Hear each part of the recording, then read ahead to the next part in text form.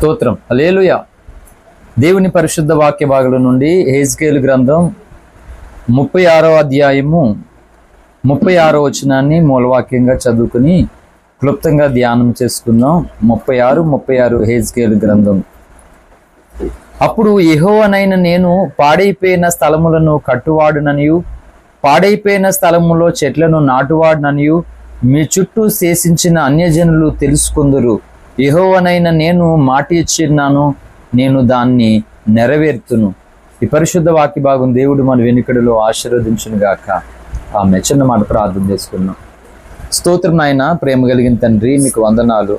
యానం ప్రాంతాన్ని బట్టి మీకు స్తోత్రాలు అయ్యా. ఇగో ఉదయకాల 3 ఆరాధనలు ఎంతో అద్భుతకరంగా మీరు జరిగించారు. ఈ 4వ ఆరాధన కొరకై ప్రభువా నిన్ను స్తుతిస్తున్నాం, నీ సహాయ కొరకు ఆర్జిస్తూ ఉన్నాం. మమ్మల్ని దర్శించండి అయ్యా. చదువుబడిన లేఖనము ద్వారా నాతో మాతో ప్రభువా మీరు స్పష్టముగా తేటగా మాట్లాడి ప్రతి అపవాది కార్యములన్నీ లయపరిచి మీ నామునికే మహిమ తెచ్చుకోమని యేసయ్య నామమున ప్రార్థించి వేడుకొంచున్నాము తండ్రి.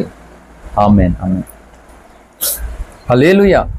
దేవుని పరిశుద్ధ నామానికి మహిమ కలుగును గాక. ప్రభుని ఆరాధించడానికి వచ్చినటువంటి మీ అందరికీ, లైవ్లో ఉన్న వారికి ప్రభును రక్షకుడైన యేసయ్య నామములో శుభవందనాలు తెలియజేస్తున్నాను. మంచిది. చాలా క్లుప్తంగా చిన్న షార్ట్ మెసేజ్ చేసుకుని మనం ప్రార్థనలోనికి ఉపక్రమిద్దాం. హల్లెలూయా. సాక్షాత్తు మనం ఆరాధిస్తున్నటువంటి దేవుడే సెలవిస్తున్నటువంటి మాట ఏంటంటే, పాడైపోయినటువంటి స్థలాలను బాగు చేయవాడునియు ఆ స్థలాల్లోనూ చెట్లను నాటువాడుననియు మీ చుట్టూ శేషించిన అన్యజనులు తెలుసుకుందురు. యెహోవానైన నేను మాట ఇచ్చి దాన్ని నెరవేర్తునని దేవుడు మాట్లాడుతున్నాడు. ఇశ్రాయేలు జనాంగ యొక్క పరిస్థితి ఎలా ఉన్నది అంటే ఇక్కడ స్థలము పాడైపోవడం కాదు, స్థలంలో ఉన్న చెట్లు కూలిపోవడం కాదు, కానీ స్థలము అనగా ఒక వ్యక్తికి సాదృశ్యం అట. అపోస్తులైన పౌలు గారు హెబ్రీ పత్రిక రాస్తూ 6వ అధ్యాయములో ఈ మాట సెలవిస్తూ ఉంటాడు. హెబ్రీ పత్రిక 6వ అధ్యాయము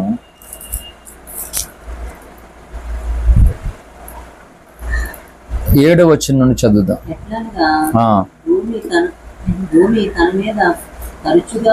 భూమి తన మీద తరచుగా కురియు వర్షమును త్రాగి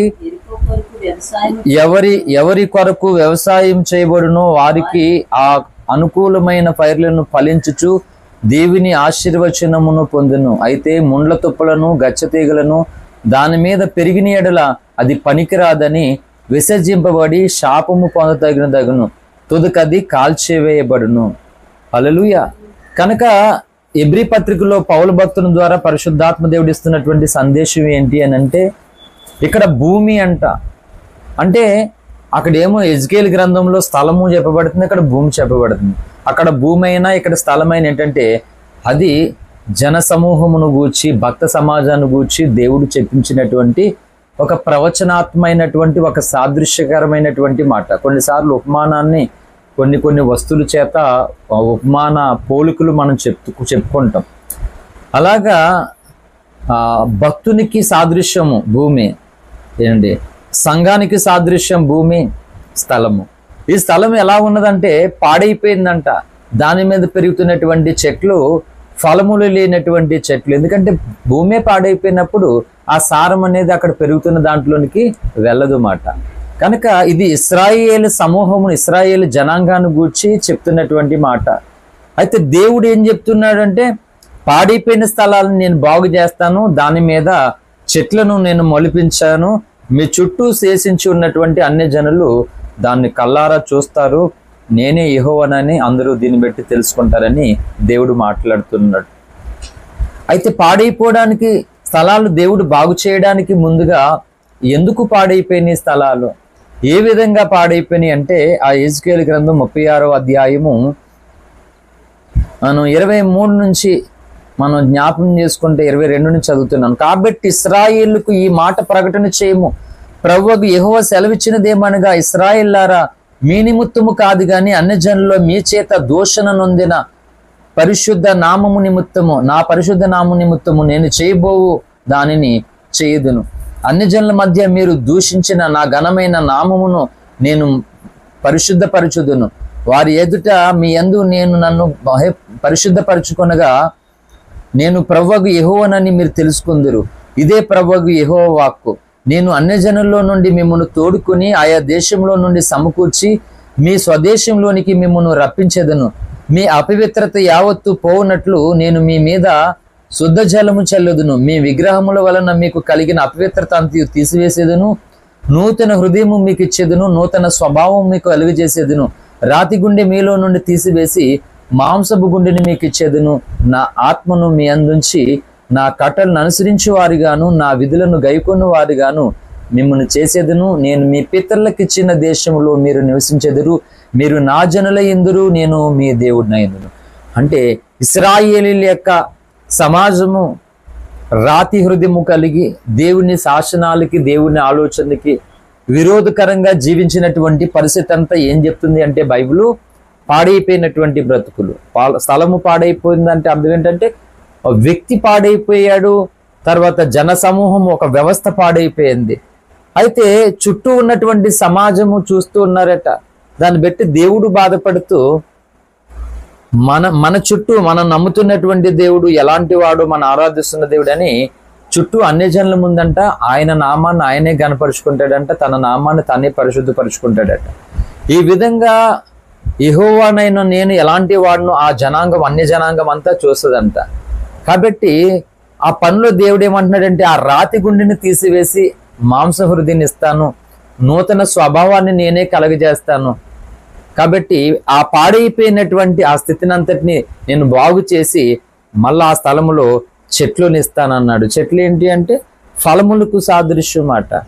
ఫలింపని ప్రతి చెట్టు నరకబడి అగ్నిలో వేయబడినని మత్తయి సువార్త 3:8 నుండి మనకి అబ్రాహాము భక్తుని ద్వారా కనబడుతూ ఉంటుంది. కనుక ఆ స్థలమును బాగు చేసినప్పుడు ఆ స్థలములో విత్తనాలు వేస్తే అవి మొలకెత్తి అవి ఏం చేస్తాయంటే మహావృక్షాలుగా పెరుగుతాయి. ఆ వృక్షాల నుండి దాని యొక్క ఫలములు దాని కాలమున ప్రజలకు అవి పనిచేస్తాయి అన్నమాట. అలాగా మన వ్యవస్థ, మన హృదయం పాడైపోయింది, మన ఆలోచన పాడైపోయింది, మన మనసు పాడైపోయింది. కనుక ఇలా పాడైపోయినప్పుడు మనం ఆరాధిస్తున్న దేవుడు ఇతరుల ఎదుట ఘనపరచబడడు, ఆయన కొనియాడబడడు, ఆయన నామానికి అవమానం కలుగుతుంది. కనుక దేవుడు మరలా ఏం చేస్తున్నాడంటే మనల్ని బట్టి దేవుని నామాన్ని దూషణ పాలవడానికి వీలు లేకున్నట్లు ఆ పాడైపోయిన దాన్ని బాగు చేసి దేవుడు మరలా ఏమవుతాడట, అందరి ముందు ఘనపరుచుకుంటాడట. అందువలన ఈ హెబ్రీ పత్రిక 6లో చెప్పబడినట్లుగా దాని మీద ఆ స్థలంలో ఏం పెరుగుతున్నాయి అంటే గచ్చ పొదలు, ఈ ముళ్ళ తుప్పలు, ఈ తీగలు పెరుగుతున్నాయి. అవి పంటకు హానికరమైనవి, నష్ట కలిగించేటువంటివి మాట.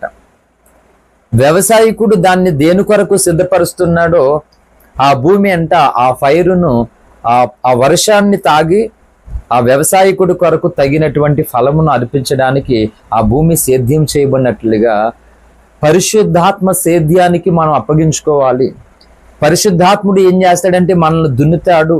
రాతి బండను సానపెట్టి ఉలుతో చెక్కినట్లుగా ఆత్మదేవుడు మన మీద సంచారం చేస్తున్నప్పుడు ఆదికాండం 6వ అధ్యాయంలో ఏంటి జల ప్రళయంలో దేవుడు జలములపై అల్లాడినట్లుగా నోవాహు కుటుంబం ద్వారా మరలా జనాంగాన్ని ఉత్పత్తి చేయడానికి వారిని అభివృద్ధి పరిచి ఆస్వాదించినట్లుగా పాడైపోయినటువంటి మనల్ని మరలా దేవుడు తన కనికరం చేత కృపచేత బాగుపరిచి మన ద్వారా మరలా దేవుని నామంట ఘనపరచబడుతూ ఉన్నది. హల్లెలూయా. కనుక తప్పిపోయినటువంటి కుమారుని మనం చూసినట్లయితే లూకా సువార్త 16వ అధ్యాయంలో తండ్రి దగ్గర ఉన్నటువంటి ఆస్తిని అంతటిని తీసుకుని పోయి చెడు వ్యసనాలకి, దుర్వ్యాపారాలకి అలవాటు పడిపోయి మొత్తం బానిస అయిపోయి పందులు తినేటువంటి పొట్టును తన ఆహారంగా భుజించడానికి ప్రయాసపడ్డాడు. అది కూడా దొరకలే. అంటే తన జీవితం పాడైపోయింది. తండ్రి దగ్గర ఉన్నంతసేపు తను చాలా సంతోషకరంగా ఏ లోటు కష్టం అనేది కనబడకుండా అతను జీవించాడు. ఎప్పుడైతే తండ్రి నుండి వేరయ్యాడో తన ఆలోచన, తన సమస్తము కూడా పాడైపోయింది. అంటే తన ద్వారా ఇప్పుడు తండ్రికి ఎలాంటి ఘనత కలగదు మాట. అయితే అతడు ఆలోచన చేశాడు తన జీవితంలో, ఎందుకు నేను ఈ స్థితిలోకి వెళ్ళిపోయాను, ఈ స్థితిలో నుండి నేను చేయగలిగింది ఏముంది ఆలోచించినప్పుడు అంత శూన్యము, ఏమీ లేదు. అతడు మార్పు నొంది అదే తండ్రి దగ్గరకు వచ్చినప్పుడు తండ్రి మళ్ళా ఏం చేశాడంటే అతను అవేమి పట్టించుకోకుండా అతని పాత బట్టలు, మురికి వస్త్రాలన్నీ తీసివేసి క్రొత్త బట్టలు తనకు కలగజేశాడట. కాళ్ళకి చెప్పులు, చేతికి ఉంగరము కలగజేసి అతని మెడ మీద పట్టుకుని ముద్దు పెట్టుకుని ఆ ప్రజలందరికీ విందు చేయించి మహా ఆనందంతో తండ్రి సంతోషించినట్లుగా ఈనాడు పాడైపోయినటువంటి క్రైస్తవ సమాజము, దేవుని సంఘము, కుటుంబం వ్యక్తిగతంగాని దేవుని వైపు తిరిగినప్పుడు ఆ స్థలాన్ని బాగు చేసి చెట్లను మొలిపించినట్లుగా దేవుడంట మనల్ని బాగు చేసి మనమే ఒక చెట్టుగా, మనమే ఒక వృక్షంగా. యోసేపు కోసం బైబిల్ అది చెప్పింది. అతడు ఫలించేటువంటి కొమ్మ అంట. యోసేపు ఫలించేది కొమ్మ. దాని కొమ్మలు ఆ రెమ్మలు వ్యాపిస్తున్నాయి, గోడ మీదకి ఎక్కి వ్యాపిస్తున్నాయి. ఆదికాండం 49:22 మనకు కనబడుతుంది అన్నమాట. యోసేపు ఫలిస్తూ ఉన్నాడు. అలాగన ఈ గచ్చపదులు, రాగి, ముళ్ళ తొప్పులు, ఈ తీగలు ఏవైతే మనలో అల్లిపోతున్నాయో వాటిని మనం తీసివేసుకుంటూ ఉన్నప్పుడు పరిశుద్ధాత్మ దేవుడి యొక్క సహాయం చేత మరలా మనకి నూతన స్వభావము, మాంస హృదయము కలగజేసి అయిపోయింది వీళ్ళ పరిస్థితి, ఇంక ఏమీ లేదు. సాతాను సంకలు కొట్టుకుంటాడు. ఏమని? వీళ్ళని వదిలేశాడు, ఇంకా వీళ్ళకి ఏం కాదు, ఇంకా ఆశీర్వాదం రాదా, ఇంక వీళ్ళు పాడైపోయారు, ఇంక వీళ్ళు బొత్తిగా నాశనం చేద్దామని సాతాను పూనుకుంటూ ఉంటాడు. అప్పుడు మీకా ప్రవక్త ద్వారా ఈ మాటలు మనకు కనబడుతుంటే, మీకా ప్రవచన గ్రంథము 7వ అధ్యాయము 8వ 7 నుంచి చదివేస్తాను. అయినను యెహోవా కొరకు నేను ఎదురు చూచేదను, రక్షణకర్తకు నా దేవుని కొరకు నేను కనిపెట్టి ఎందును. నా దేవుడు నా ప్రార్థన ఆలకించెను, నా శత్రువా నా మీద అసహ్యింపవద్దు. నేను క్రింద పడినను తిరిగి లేతును, నేను అంధకారమందు కూర్చున్నను, యెహోవా నాకు వెలుగుగా ఉండెను. హల్లెలూయా. ఇది భక్తుని యొక్క సాక్ష్యం మాట. సాతానుడేమో అయిపోయింది ఇంకా నీ జీవితం అనుకుంటున్నాడు, కానీ భక్తుడేమో శత్రు అతిశయించడానికి వీల్లేదని దేవుని తట్టు తిరిగినప్పుడు దేవుడు అతనికి మరలా నూతన సాక్ష్యము, నూతన స్వభావము కలుగజేసి నిలబెట్టాడు. కనుక ఈ హెజ్కేలు నేను ముగిస్తున్నాను, అది చాలా విస్తారమైనటువంటి అంశమే. హెజ్కేలు గ్రంథం పెద్ద ప్రవక్త ఈయన యెషయా, ఇర్మియా లాగా ఈ హెజ్కేలు భక్తుడు ఒక పెద్ద ప్రవక్తలో ఈయనొకడు. కనుక ఇది చిన్నగా షార్ట్గా చెప్పేంత అంశం కాదు, నిజానికి అదొక విస్తారమైనటువంటి అంశమే. అయితే సమయాభావాన్ని, పరిస్థితిని బట్టి చాలా టూకీగా నేను ఇంతటితో ముగిస్తూ ఉన్నాను. మరొకసారి మూలవాక్యం చదువుకుందాం. అప్పుడు యెహోవానైన నేను పాడైపోయిన స్థలములను కట్టువాడుననియు, పాడైపోయిన స్థలంలో చెట్లను నాటువాడుననియు మీ చుట్టూ శేషించిన అన్ని జనులు తెలుసుకుందురు. యెహోవానైన నేను మాట ఇచ్చిన్నాను, నేను దాన్ని నెరవేర్తును. హల్లెలూయా. కాబట్టి యేసు రక్తము ప్రతి పాపం నుండి మనల్ని పవిత్రం చేస్తుంది. పరిశుద్ధాత్మ దేవుడు మన తాకినప్పుడు మరలా మనం నూతన పరచబడుతూ ఉంటాం. హల్లెలూయా. కనుక పాడైపోయిన మన బ్రతుకులను దేవుడు మరలా బాగురేపు చేయించి యేసన్న గారు పాడినట్లుగా మారా అనుభవాన్ని మధురముగా చేసే దేవుడు, మోడుబారిపోయినటువంటి జీవితాలను చిగిరింపచేసేటువంటి దేవుడు. ఆయనే మాట ఇచ్చి దాన్ని నెరవేరుస్తాడట. కనుక మన చుట్టూ ఉన్నటువంటి వారు దేవుణ్ణి నమ్ముకుని వీళ్ళకి ఏ ఆశీర్వాదం ఉంది, ఎందుకు నమ్ముకున్నారు, ఏముంది అసలు అని అవహేళన చేస్తున్నటువంటి సమయాన్ని కూడా దేవుడు చూస్తూ ఉన్నాడు.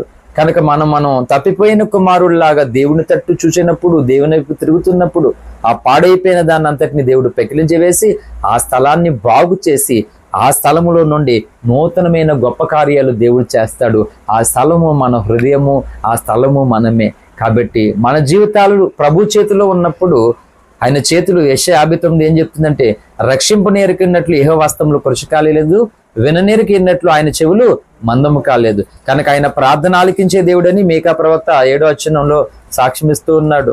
ప్రార్థన ఆలకించే దేవుడు మన మీద మన శత్రు అతిశయిస్తుంటుండగా అతిశయాన్ని కొట్టివేసి ఇగో మనల్ని గణపరిచి గొప్ప చేసి మనం ఆరాధిస్తున్న దేవుడు ఎలాంటి వాడో చుట్టూ ఉన్నటువంటి అన్య జనాంగానికి తన్ను తానే తెలియపరుచుకుంటాడట. ఇలాంటి రోషము కలిగినటువంటి దేవుడిని మనం కలిగి ఉన్నాము, మనం ఆరాధిస్తున్నాము. గనక ఆయన ఇగో ఎండిపోయినటువంటి ఆ ఎముకలలో మరలా జీవమును కలుగజేసినట్లుగా పాడైపోయినటువంటి జీవితాలను మరలా దేవుడు చిగురింపజేసేటువంటి ఆ వాగ్దానాన్ని స్వతంత్రించుకుని మనము ఫలించి, మనము చిగురించి, మనం అభివృద్ధి పొంది దీనికి కారణమైనటువంటి దేవుని నామాన్ని గొప్ప చేద్దాం. అటువంటి కృపాధన్యత దేవుడు మనందరికీ అనుగ్రహించునుగాక. Amen, amen. Thank you. అందరికీ వందనాలు. ప్రార్థన చేసుకుందాం. ఒక నిమిషం అందరూ అలా